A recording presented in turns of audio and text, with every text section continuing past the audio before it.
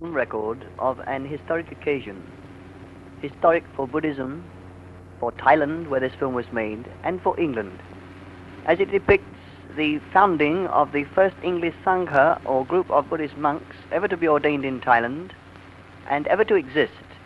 This group, who returned to the West, to England, to create and develop the first Sangha in the West. This film was made at Wat Pak Nam Basicharyan Thonburi in Thailand, a very famous monastery for teaching. And this scene depicts the pre-night celebrations. The central figure here, a famous teaching bhikkhu in Thailand, Chakun Mangalavacha Muni, abbot of Wat Pak Nam Basicharyan. He is the presiding and chief bhikkhu of this monastery, and these scenes are taken the night previous at what is known as Naka ceremony, pre-night. On the left here, a very famous bhikkhu, Tita Wedho bhikkhu. Next to him, Kapilavattho bhikkhu, the English monk, who brought with him his juniors or novices, Samanera. The one on his right, you see there, is Robert Albertson from Rochdale near Manchester, the cotton industry centre in England. Next, on the left here, George Blake from Jamaica, who's also come, and on his right, Peter Morgan, originally from Wales. All these have come. They're intensely interested in what's going on. It's completely new to them, a completely new life to them. This scene is important and interesting in the fact that it proves and shows that this actual ceremony goes back way beyond Buddhism itself. It's a facet from Indian life of many thousands of years back, where the story of the world, the round of rebirth, samsara as we call it, is told in traditional fashion. Here these gorgeously decorated tables in gold and lacquer are strewn with gifts from all kinds of people, gifts of robes and fans to the new bhikkhus to be, and to all the group of bhikkhus who take part in the ordination. At the back you see the title fans, those decorated fans. They are for bhikkhus. Every bhikkhu in Thailand has one as his authority. As the scene moves, you see the group there sitting quite happily, smoking cigarettes, everybody around quite happy, everybody very friendly. At the back there you see two Chinese bhikkhus talking now to show you how close we are here in this country with the Dhamma. And here the leader of the celebration and the ceremony brings his candle 3 times towards him, and then wafts the feeling and blessing in his heart toward the new group, sending forth metta, shall we say, or loving kindness. Then the candles go all round this vast crowd, everybody sending their thoughts and blessing. All the people here you see are well-known friends of Buddhism, Kapilavattho, Tita Wedho. They both know them very well. Many supporters. Everybody's a friend here. The juniors, of course, now are extremely interested. They're seeing things they've never seen before in their lives, much the same as these Thai people are seeing something they also have never seen. Now the celebration, of course, on the next day takes place with traditional procession, and normally moves on the next day takes place with traditional procession, and normally moves off with quite a large gathering. There were thousands of people present on that day, and it moves off from the new Bhikkhu Academy at Wat Pak Nam, led by a rather fearsome creature called a Naka, or fire-spitting serpent. Here you see it, followed by a band which everybody thoroughly enjoys, particularly the drummer, and another small band, then followed up by male lay supporters carrying the title fans, the ceremonial umbrellas, covering the various gifts as the procession moves off. Here you see a large number of upasika, each carrying some small gift. Here's that wonderful creature again, the Naka. Everybody loves him very much. Sometimes he's rather frightening because he shoots real flame out of his mouth. And these fun-making people, everybody enjoys themselves very much. The wonderful part of these Thai people is that they have a great sense of fun. They love a party, each intensely concentrated, each trying to keep his mind on the task which is undertaken as the procession moves in towards pagoda ground. This procession will have to move round the pagoda. You see it here paused. It will move into pagoda ground and move 3 times round the pagoda to the right, keeping the right shoulder toward it, before the novices are allowed to enter the pagoda. Now we move into the pagoda proper, where the new juniors will pay salutations prior to the celebration. You see them inside the pagoda, paying their respects to the memory of the Lord Buddha, and to the Upachaya Chakun Mangalaraja Muni, abbot of Wat Pak Nam. They will then move forward with their robes to be presented to them as bhikkhus.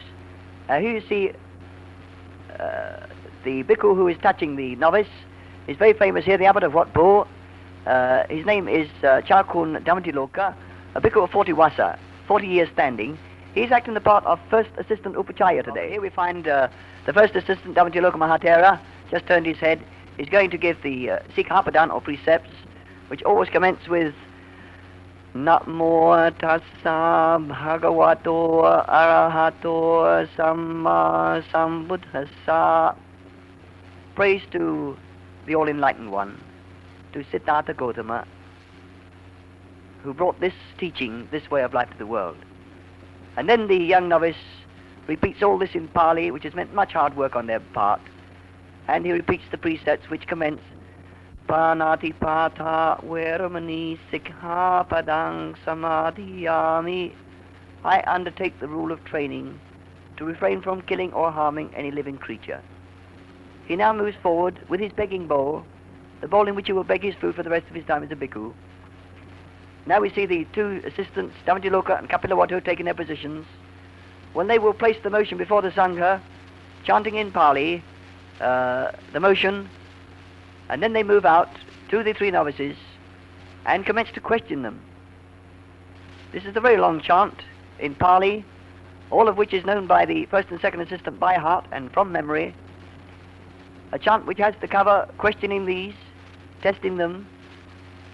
Each one individually is asked a number of questions dealing with his health, his sanity, his life, his purity. You will notice that they are all very concentrated, the mind very calm now, very intent on the task at hand. Any mistake is corrected immediately by the first or second assistant. These two are very responsible for the whole ceremony. If anything goes wrong on anyone's part, these two must know and correct it, either it be pronunciation or wording. They must know everybody's part. Both the novices, the upachaya's duty, everybody's duty, these two must know and correct. It's a very responsible position on a day like this. Any mistake would mean the nullification of the ceremony and would have to be commenced again. Now you see the questioning goes on, and the two assistants return now, and word perfect, they recite together the findings they have about these juniors. Word for word, statement by statement. Now the Samaneras move forward to outside the Sangha. They have been called, and before entering they have to ask to become bhikkhus. They commence by the words Sanghang Bhante Upasampadang Yachama Olong Patuno Bhante Sangho Anukampang Upadaya. Please, Venerable Sirs, may we enter? Will you accept us?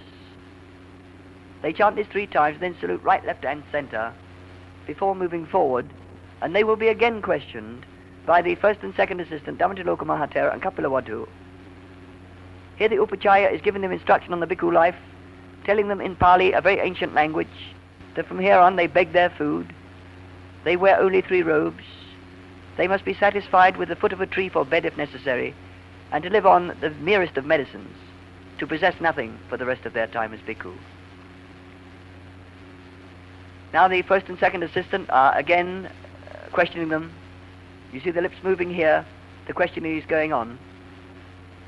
And after this, there will become the acceptance. After the Upachaya, now holding his fan of office, his title, is again instructing them in a long chant in Pali, which we call Anusana, expressing everything to them, trying to give them some idea of the task which they've undertaken. All the bhikkhus here present in this Sangha or group who are ordaining them are what we call Vipassana bhikkhus, meditation bhikkhus. That is, bhikkhus who have undertaken this bhikkhu life to strive all the time for the enlightenment which the Lord Buddha gained. Here you see the juniors moving off now are bhikkhus, and they will bring now presents, small gifts. Salute the Upachaya Chankul Bhavanako Sul Mahatera, who is now Chakul Mangalaraja Muni, his latest title. Now, something unprecedented here.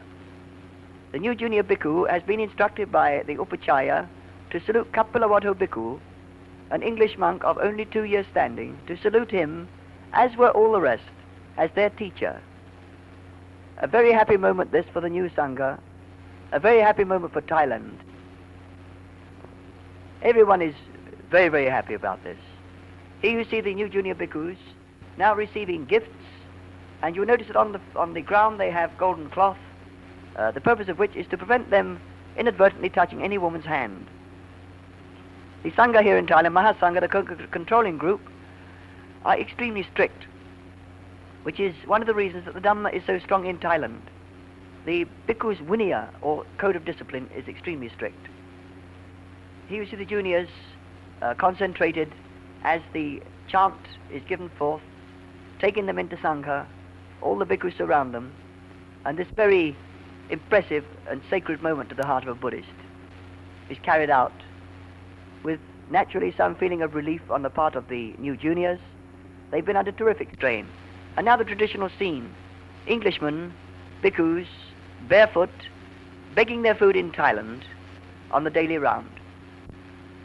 Here you see them moving forward in order of seniority, begging their food as they go, each with bare foot. Each one here has to be completely concentrated in mind, practicing what we know as satipadhana, or mindfulness, a form of meditation. They do not notice who is giving the food. They keep their minds on the food. They keep their mind on the reason for begging the food is not for enjoyment or sensual pleasure, not to make the body strong or fat, but just so that this life, this bhikkhu life, may be led to strive for enlightenment. Every movement, every feeling, every act has to be registered by them. It is their discipline that their concentration must not break. Now they move across past the pagoda on their way back to their actual vihara, and here again we find some more people wishing to give them food. As they move nearer their place of residence,